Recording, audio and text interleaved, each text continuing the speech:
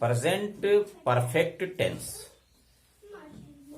Affirmative sentences आप कर चुके हैं। आज देखिए निगेटिव सेंटेंस कैसे बनाते हैं। देखिए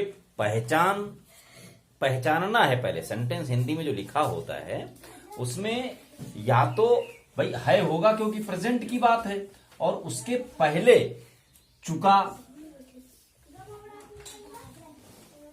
चुका होगा या गया होगा या कोई पढ़ ली है, ऐसे करके भी मतलब ऐसा प्रतीत होगा उस सेंटेंस को पढ़ने पर कि ये काम हो चुका है ना। चाहे लिखने की भाषा में अंतर हो सकता है कि मैंने खाना खा लिया है कि मतलब कंप्लीटेड वर्क जो है कंप्लीट हो चुका। तो इस तरीके का जब कोई हिंदी में सेंटेंस लिखा हो जिसके लास्ट में ये हो है और उसके पहले या तो पढ़ ली है, खा लिया है, खा चुका हूं, है ना, इस तरीके के जो सेंटेंस आते हैं जिसमें ये शो हो जाता है कि ये हो चुका है, समय बीत चुका है उसका, और प्रेजेंट में भी है, तब होता है प्रेजेंट परफेक्ट टेंस। अब परफेक्ट की हेल्पिंग वर्ब आपको याद करनी है तो हैज और हैव ये होता है, याद रखना है। और वर्ब की थर्ड फॉर्म, वर्ब का ये थर्ड फॉर्म लगता है, ये आपको याद रखना है। इतना। अब आज हम बताएंगे निगेटिव सेंटेंस कैसे बनते हैं। निगेटिव मीन्स नकारात्मक वाक्य होता है जिसमें नहीं लिखा होता है, तब बनता है ये। तो इसके लिए देखिए सबसे पहले हम सब्जेक्ट लिखेंगे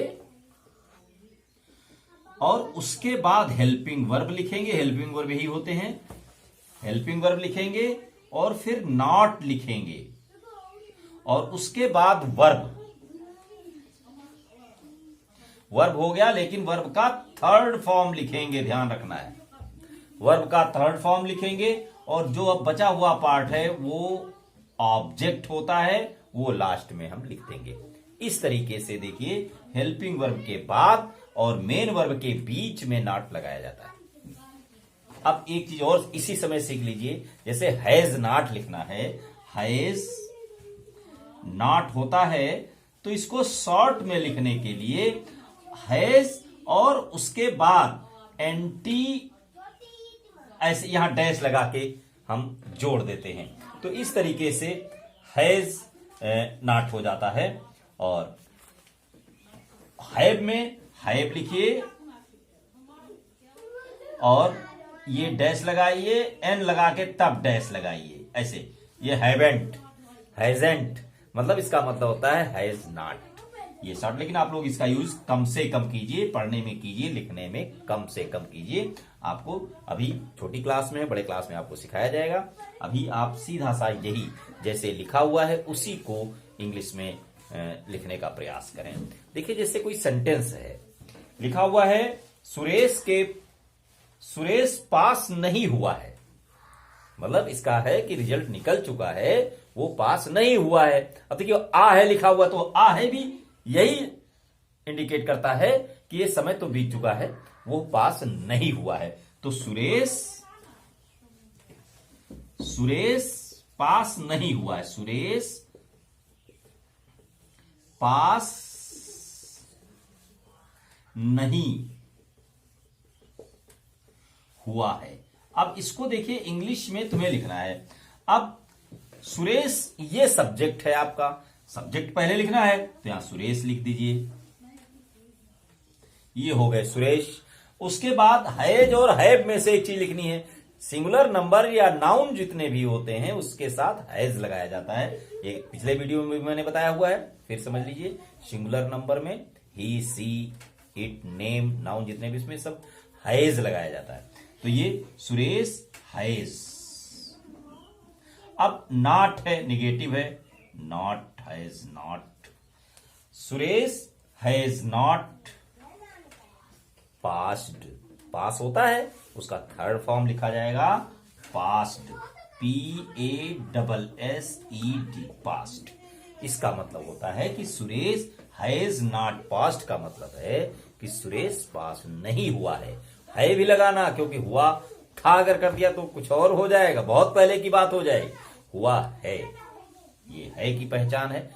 अगला हम बताएंगे और भी जो चेंजेस हैं अगले टेंस में, आज इसकी बात हो रही है। देखिए जैसे कुत्ता नहीं भौंका है। अब देखिए यहां पर कई सेंटेंस ऐसा भी हो सकता है, नहीं को इधर उधर किया जा सकता है, लेकिन आप केवल वर्ब की बात है, वर्ब के बाद ही आना चाहिए। तो वहां पर जैसे कुत्ता भौंका नहीं है लिख दिया किसी ने, तो इसका मतलब ये होता है कि जो समय बीत चुका है उसी समय भौंकना चाहिए, नहीं भौंका है, समय निकल चुका है, लेकिन वो बात प्रेजेंट में हो रही है। तो भौंका नहीं है और नहीं भौंका है, ये दोनों एक ही बातें हैं, वो प्रेजेंट परफेक्ट टेंस की ही बात हैं। तो देखिए उसको कैसे ट्रांसलेट करेंगे। जैसे कुत्ता नहीं भौंका,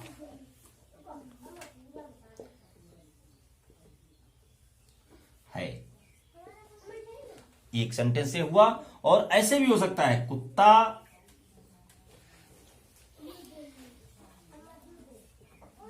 भौंका नहीं है। तो अब अगर नियम के हिसाब से देखेंगे तो इसमें तो लास्ट में देखिए आ गया नहीं ही है, लेकिन इसका सेंस भी देखना है। ये दोनों एक ही बातें हैं। कुत्ता नहीं भौंका है, कुत्ता भौंका नहीं है, दोनों का एक ही मतलब होता है। अब इसको जब हम इंग्लिश में ट्रांसलेट करेंगे तो ये कुत्ता है, यही सब्जेक्ट है, डॉग। तो हम लिखेंगे द डॉग, द डॉग, ये सब्जेक्ट हो गया। हैज या हैव अकेला है तो हैज,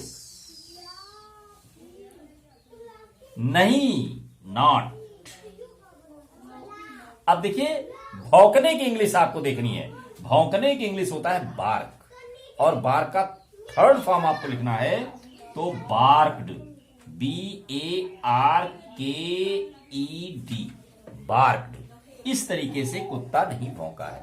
अब आज समझ गए आप। इसको देख करके मैं कुछ और बोल रहा हूं सेंटेंस, उसको हिंदी में बोलूंगा, आप इंग्लिश में ट्रांसलेट करें घर में।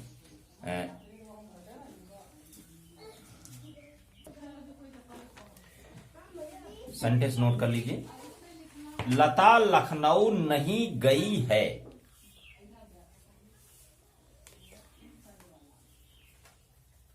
उमेश ने कैमरा नहीं खरीदा है।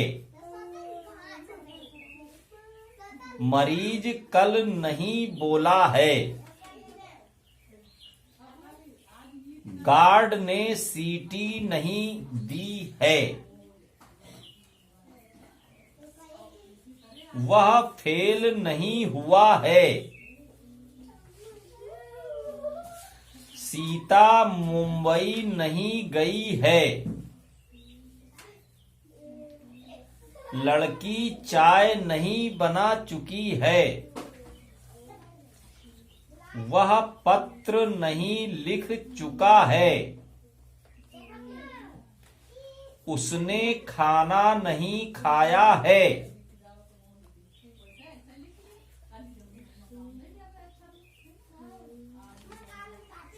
बच्चा नहीं सोया है। ये सेंटेंस हैं, इनको आप इंग्लिश में ट्रांसलेट कीजिए। ये सभी प्रेजेंट परफेक्ट टेंस के ही हैं। हैज और हैव इसकी हेल्पिंग वर्ब होती है। नॉट आप लगाते जाइए, नियम को ध्यान रखिए, निश्चित रूप से आप कर पाएंगे। रोज थोड़ा थोड़ा करते जाएंगे तो एक दिन बड़े बड़े सवालों को बड़े बड़े ट्रांसलेट आप कर पाएंगे। ये छोटे छोटे क्लास के लिए दिया जा रहा है। मैं रोज एक वीडियो इंग्लिश का और मैथमेटिक्स का डाल रहा हूँ। इसे अपने दोस्तों को भी शेयर करें। कहीं भी रिश्तेदारी में, मित्रों में अगर कोई बच्चा 3rd 4th 5th में पढ़ रहा है, 6th 7th में भी पढ़ रहा है, उसे ट्रांसलेशन सीखना है, तो मेरा ये वीडियो जरूर उन्हें देखने के लिए कहिए। मैं थोड़ा थोड़ा बताता हूँ, लेकिन रोज बताता हूँ, जिससे हर हालत में आप सीख जाएं। धन्यवाद।